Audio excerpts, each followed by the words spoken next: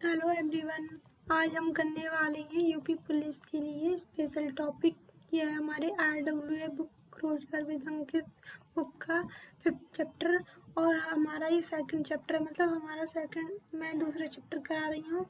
तो इसमें से कम 25 क्वेश्चंस आते हैं। तो सबसे पहले हम स्टार्ट करेंगे।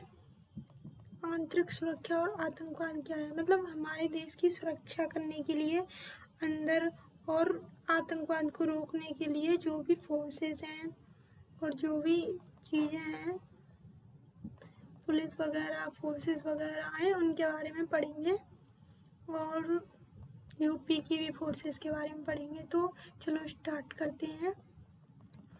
CRPF केंद्र रिजर्व पुलिस बल, यह भारत का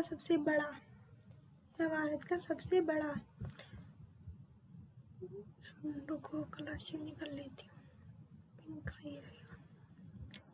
CRPF जो है ये केंद्र रिजर्व पुलिस बल, जो भारत का सबसे बड़ा केंद्र पुलिस बल है।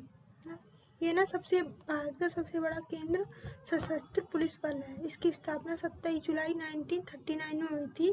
स्वतंत्रता से पहले इसको क्राउन रिप्रेजेंटेटिव कहा जाता था और वर्ष 1949 में इसका नाम बदलकर CRPF central reserve police force रख दिया गया।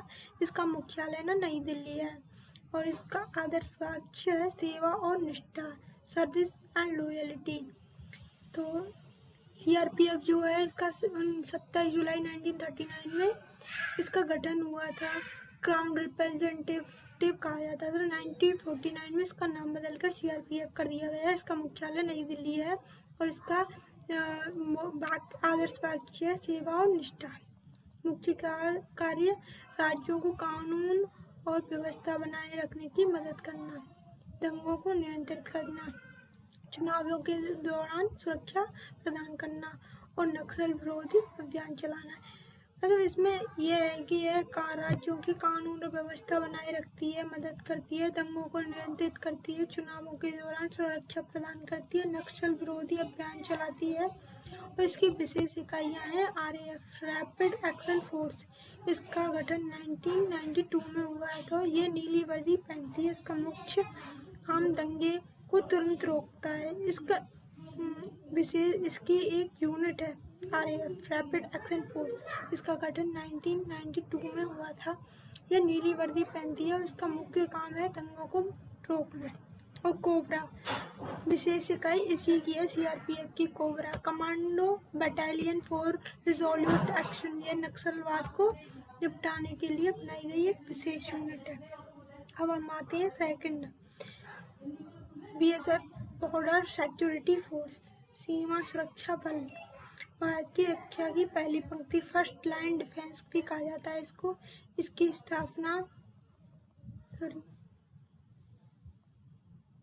स्थापना जो है BSF की स्थापना 1 दिसंबर 1965 में करी गई थी और भारत पाकिस्तान युद्ध के बाद इसकी ज़रूरत महसूस हुई। मतलब कि हमारे जो बॉर्डर पे जो फोर्स रहती है, इसलिए इसकी ज़रूरत पड़ी तो इसका गठन कर दिया गया 1965 में। क्योंकि पाकिस्तान आतंकवादी आते हैं, कुछ ऐसी हरकतें करता रहता है, इस वजह से। इसका हेडक्वार्टर न्यू दिल्ली है।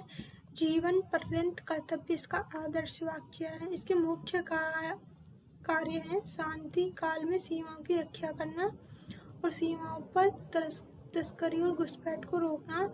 विशेष रूप से यह पाकिस्तान और बांग्लादेश की सीमाओं पर तैनात है। विशेष कार्य हैं इसके, एकमात्र ऐसा बल है जिसके पास ऊंट सवारी टुकड़ी इसमें महिलाएं भी जाती हैं BSF में। वाघा बॉर्डर और सेरेमनी में भी BSF ही सिक्योरिटी करती है। अब आते हैं हम CSF central reserve industrial security force. ये औद्योगिक बल देश की संपत्ति और उनके उपक्रमों की सुरक्षा करता है। इसकी स्थापना हुई थी 10 मार्च 1969 में। मुख्यालय इन सभी का न्यू दिल्ली है। BSF का हो, CRPF का हो और CISF का हो। इसका आदर्श वाक्य पूछ लिए जाते हैं। संरक्षण और सुरक्षा, सरकारी उपक्रम। इसका सुरक्षा कार्य है सरकारी, जैसे कि PSU ऐसी नवरत्न कंपनियों की सुरक्षा करना, हवाई अड्डे हुए, दिल्ली मेट्रो हुई, परमाणु ऊर्जा संयंत्र हुए और ऐतिहासिक इमारतें जैसे ताजमहल, लाल किला इत्यादि। इस विशेष तथ्य यह है कि CISF की एक विशेष फायरिंग विंग भी है, जो कि आग बुझाने वाली एक शाखा है, जो कि भुगतान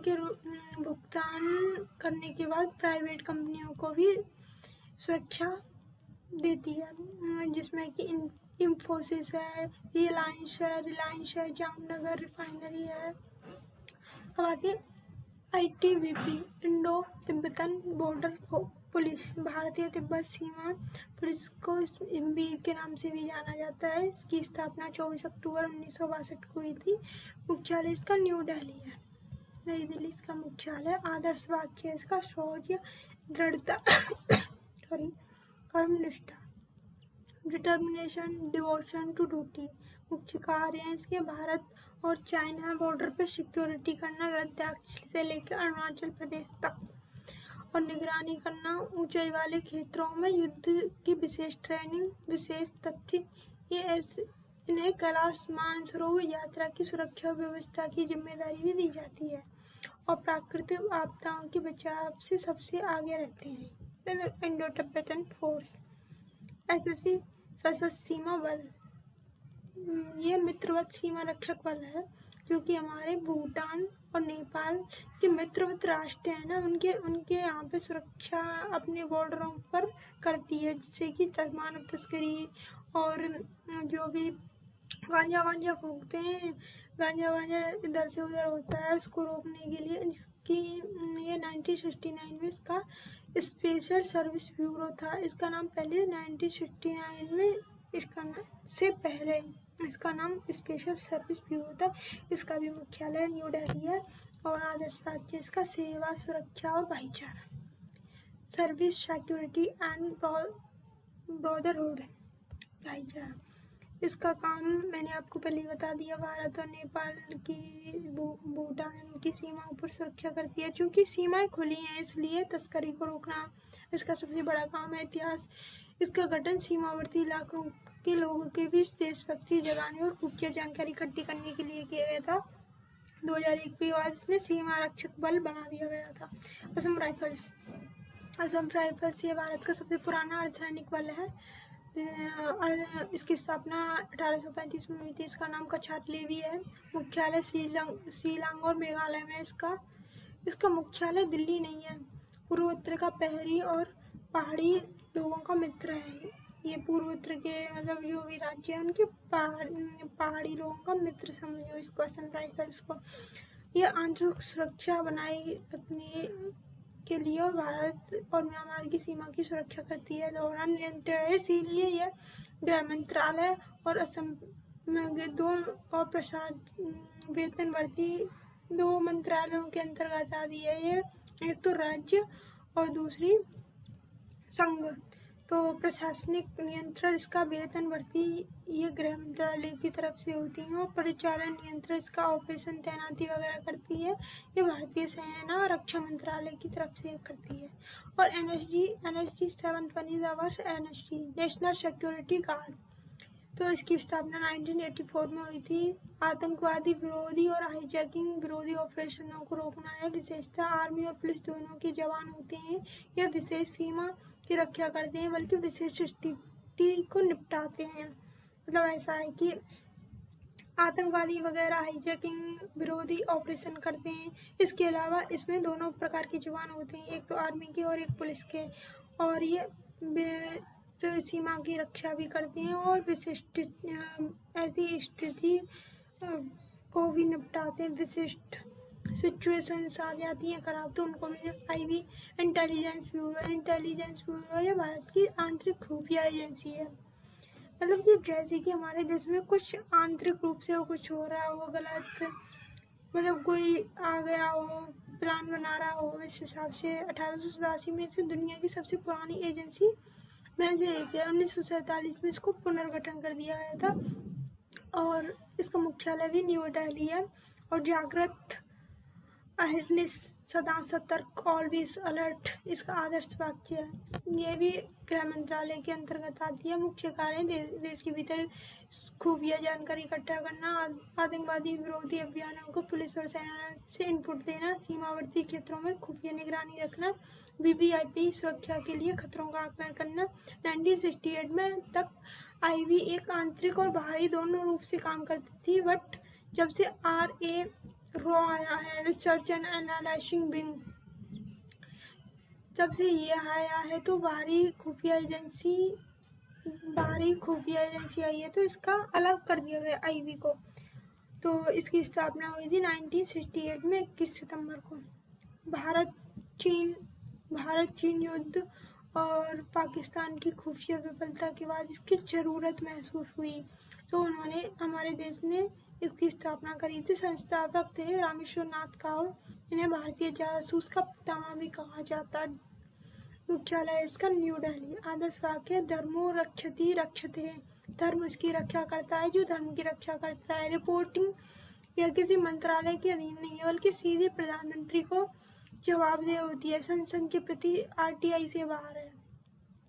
मुख्य कार्य है इसके खुफिया जानकारी जुटाना, खासकर कि पड़ोसी देश जैसे कि हमारा पाकिस्तान हो, और देश के बाहर आतंकवाद विरोधी अभियान चलाना। भारत के परमाणु कार्यक्रम की सुरक्षा करना, न्यूक्लियर बॉम्ब वगैरह न्यूक्लियर है ना, उसकी सुरक्षा करना। CBI central bureau of investigation, केंद्रीय जांच ब्यूरो, यह भारत की प्रमुख ऐसी एजेंसी है जिसकी स्थापना 1963 में करी गई थी। इसका काम था संथानम समिति की सिफारिश पर भ्रष्टाचार को रोकने के लिए। इसका मुख्यालय भी न्यू दिल्ली है। इसका आदर्श वाक्य उद्गम, निष्पक्षता, अखंडता, इंडस्ट्री, इम्पेरियलिटी, इंटीग्रिटी। मंत्रालय इसका कार्मिक मंत्रालय के अधीन आती है। मुख्य कार्य इसका भ्रष्टाचार रोकना, आर्थिक अपराध और गंभीर अपराधों की जांच करना, राज्यों के अनुरोध या सुप्रीम कोर्ट के आदेश पर किसी केस की जांच करना। जैसे कोई केस हो गया तो उसकी जांच करना। विशेषता से ये भारत के इंटरपोल की नोडल एजेंसी है, यानी कि इंटरपोल के संपर्क में CBI के जरिए होता है। NIA है नेशनल इन्वेस्टिगेशन एजेंसी, राष्ट्रीय जांच एजेंसी, जो कि भारतीय केंद्रीय आतंकवाद विरोधी कानून प्रवर्तक एक ऐसी एजेंसी है आतंकवाद को रोकने के लिए, उसका विरोध करने के लिए। की स्थापना हुई थी 31 दिसंबर 2008 NIA एक्ट 2008 के तहत आया। इसकी पृष्ठभूमि थी 26/11 मुंबई आतंकवादी हमले के बाद जरूरत महसूस हुई, इसलिए आतंकवाद को निपटाने के लिए इसे एक संघीय फेडरल एजेंसी की जरूरत पड़ी। इसका मुख्यालय है न्यू दिल्ली और यह होम मिनिस्ट्री के अंतर्गत आती है। अब आएगा शक्ति, पावर्स ऑफ NIA। आतंकवाद से जुड़े मामलों की जांच करना इसका सबसे मुख्य कार्य है। राज्य सरकार की अनुमति की आवश्यकता नहीं होती है। मतलब जैसे कि हमारा जो संघ है, इसमें जैसे यूपी में कोई कांड हो गया तो ये इसको राज्य सरकार की, जैसे कि यूपी सरकार की कोई परमिशन लेने की आवश्यकता नहीं है, ये सीधा अपने काम चालू कर सकती है। कार्य क्षेत्र संज्ञान, सुमो मोटो से लेकर जांच कर सकती है। स्वतः संज्ञान से, सुमो मोटो कहते हैं संज्ञान से। कार्य क्षेत्र इसका आतंकवाद, जाली मुद्रा, परमाणु प्रतिष्ठानों पर हमले और मानव तस्करी की जांच इसमें भी शामिल है। National intelligence grid, NAT grid, national intelligence grid, ये एक एजेंसी नहीं है बल्कि एक इंटीग्रेटेड एजेंसी मास्टर डेटाबेस है। तो सुनो, तो अवधारणा इसकी 26/11 मुंबई हमले के बाद की परिकल्पना की गई थी ना। प्रोजेक्ट वर्ष 2009 में शुरू कर दिया गया था। मुंबई में जो हमला हुआ था ना, उस हिसाब से इसका काम भारत की कोई सुरक्षा एजेंसी जैसे IB, रॉ, CBI आदि के डेटाबेस को जोड़ना है इसका काम। नेशनल इंटेलिजेंस ग्रिड मतलब जोड़ना। कार्यप्रणाली है इसकी, यह संदिग्ध आतंकवादियों को ट्रैक करने के लिए बैंकिंग, टैक्स, इमिग्रेशन और एयर ट्रैवल, टेलीकॉम जैसी विभिन्न विभागों के डेटाबेस को एक ही प्लेटफॉर्म पर लाता है।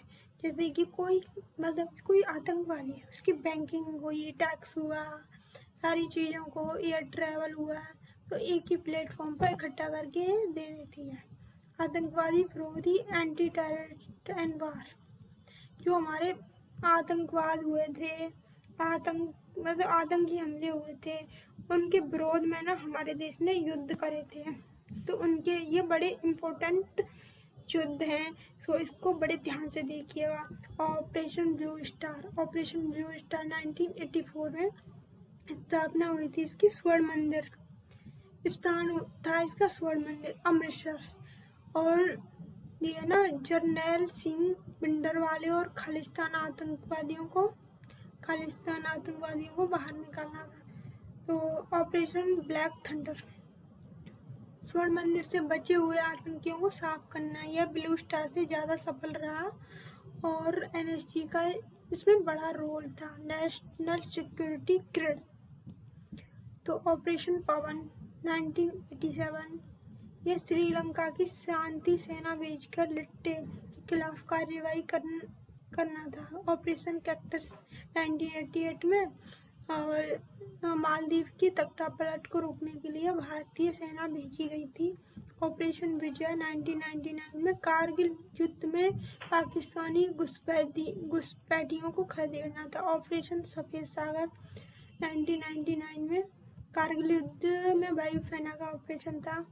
ऑपरेशन पराक्रम 2001, संसद हमले के बाद भारत पाकिस्तान की सेना का सबसे बड़ा जमावड़ा।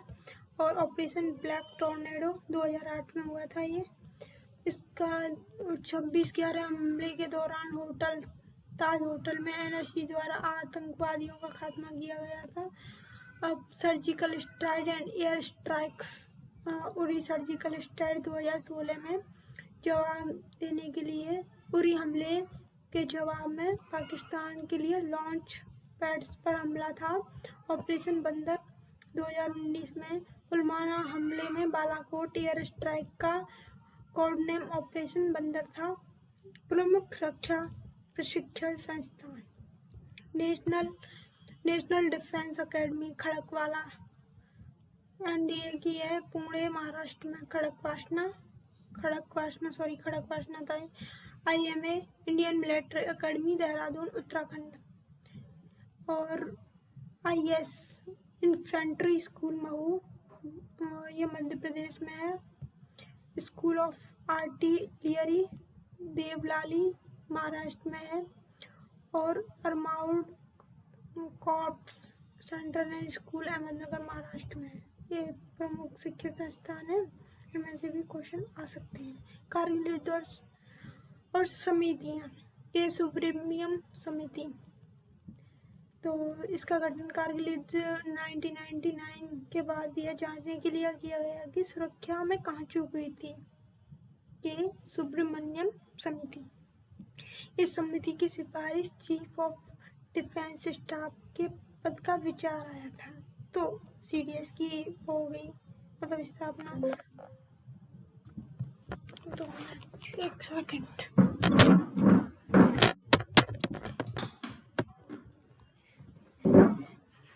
तो कारगिल ऑपरेशन के नाम से जाना जाता है।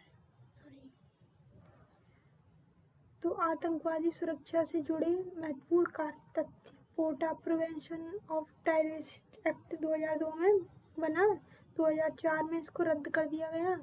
ये संसद हमले के बाद लाया गया। नक्सलवाद समाधान, केंद्र सरकार के नक्सलवाद को निपटाने के लिए समाधान सिद्धांत दिया गया। भारत का परमाणु समझौता, असैनिक परमाणु ऊर्जा सहयोग के लिए उत्तर प्रदेश विशेष। UP anti terror squad, Uttar Pradesh की आतंकवादी गतिविधियों को रोकने के लिए विशेष बल। UPSTF, UP special task force, इसका गठन संगठित अपराध और माफियाओं को खत्म करने के लिए किया गया था। सीमा सुरक्षा बल, अंतर्राष्ट्रीय सीमा सुरक्षा बल, यूपी की आंतरिक सुरक्षा को सबसे संवेदनशील मुद्दा और अंतर्राष्ट्रीय सीमा है। नेपाल से 7 जिले सीमा साझा करते हैं, जिसमें सबसे पहले है पीलीभीत, लखीमपुर खीरी, बहराइच, श्रावस्ती, बलरामपुर, सिद्धार्थनगर और महाराजगंज। लगभग 570 किलोमीटर खुली सीमा ओपन बॉर्डर है जो कि हमारी नेपाल से लगी हुई है। तो चुनौतियाँ आती हैं इसमें मुख्य रूप से जाली नोट, एक तो जाली नोट, सबसे पहले मानव तस्करी,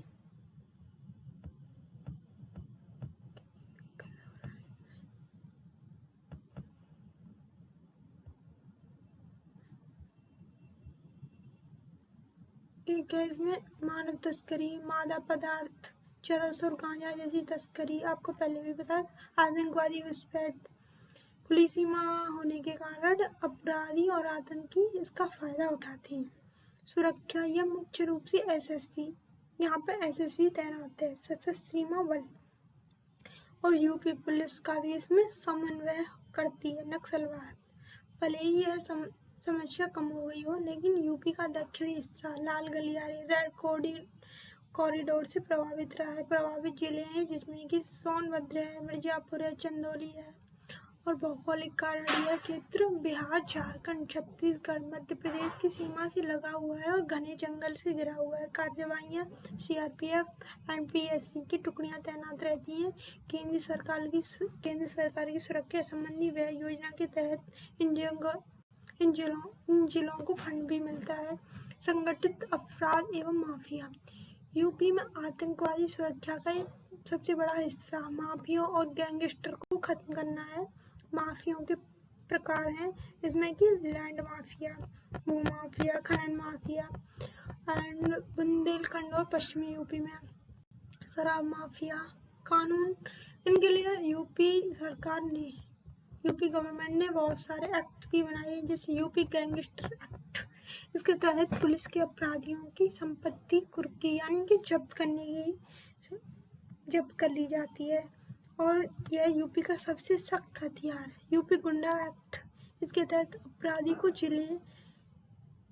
जिला बदर किया जा सकता है, मतलब जिले से बाहर किया जा सकता है। अंतर्राष्ट्रीय संगठन, संयुक्त राष्ट्र, यूनाइटेड नेशंस, आतंकवाद से लड़ने के लिए यूएन सबसे बड़ी भूमिका निभाता है। UNSCTC, UN security council counter terrorist community, इसका गठन 2001 में अमेरिका में 9/11 के हमले के बाद किया गया था।